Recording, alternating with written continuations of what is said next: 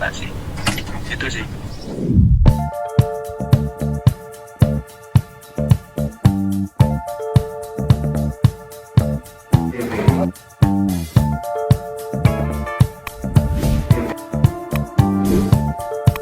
Ada pertemuan kembali secara resmi pelaporan mediasi itu per tanggal 2 September gitu. Cuma nanti minggu depan tanggal 11 ada mediasi lagi antara para pihak. Jadi Mbak Dahlia sama Mas Fandinya akan bertemu untuk berbicara. Tuh. Di sebelah kiri lewat. Kemudian menjawab tadi pertanyaan kedua dari itu sebentar. Jadi begini. Konsep kompetensi kewenangan istilahnya adalah pengadilan itu khususnya dalam perceraian itu dia diatur berdasarkan bagaimana perkawinan itu dilangsungkan. Di Mbak Dahlia dan Mas Fandi ini dulu perkawinannya dilangsungkan secara muslim. Itu kami berpacu kepada hasil Rakernas Mahkamah Agung tahun 2005 ulang edakan di Bali, dan ada di buku hasil Rakernas pada publik disebutkan bahwa kewenangan itu tidak serta-merta memindahkan kewenangan apabila para pihak itu tidak.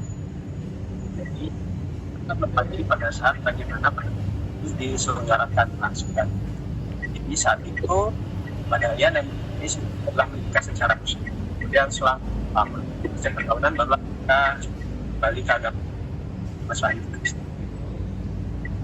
Itu jawaban dari kami. Jadi yang bisa saya tangkap teman-teman banyak yang nanyain ya ini cerainya karena apa, cekcoknya dari kapan, masalah dari kapan begitu ya. Yang bisa kami sampaikan adalah begini, mengenai materi atau pokok perceraian itu sendiri sebenarnya tidak boleh kami share selaku pengacara karena itu sudah tertutup. Tapi yang boleh saya sampaikan adalah Mbak Dahlia itu pertama ketemu saya di tahun 2023. Ketemu di Bali, Mbak Dahlia sudah tinggal di Bali saat itu. Ketemu sekitar pertengahan tahun di bulan Juni atau Juli, saya lupa itu. Kemudian Mbak Dahlia konsultasi dengan saya karena mengatakan ada permasalahan. Jadi Mbak Dahlia itu sebelumnya kenal saya melalui mantan klien saya. Dulu saya punya klien yang juga cerai, dia kenal dengan Ibu Dahlia. Nah, dari hasil konsultasi 2023 itu akhirnya Mbak Dahlia juga memutuskan untuk membatalkan gugatan, tetap mempertahankan. Kemudian kembali lagi menghubungi saya itu di Agustus tahun lalu ada permasalahan.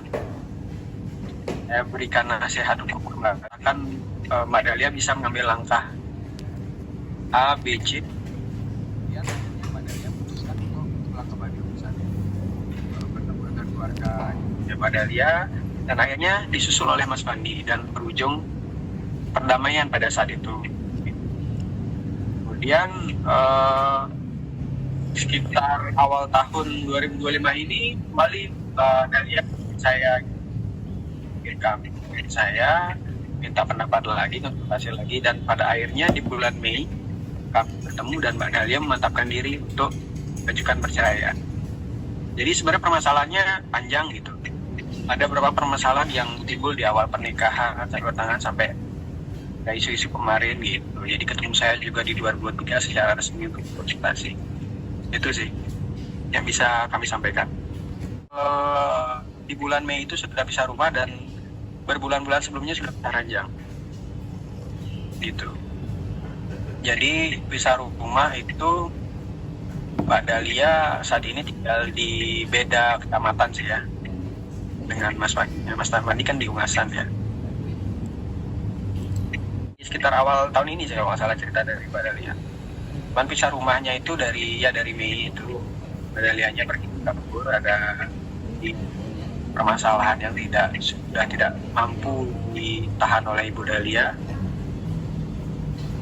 Akhirnya Ibu Dahlia memutuskan untuk menemui saya berkonsultasi kembali. Akhirnya bulan ini mantap untuk menandatangani kuasa, dan akhirnya bulan Juli saya ajukan kuasa gugatan.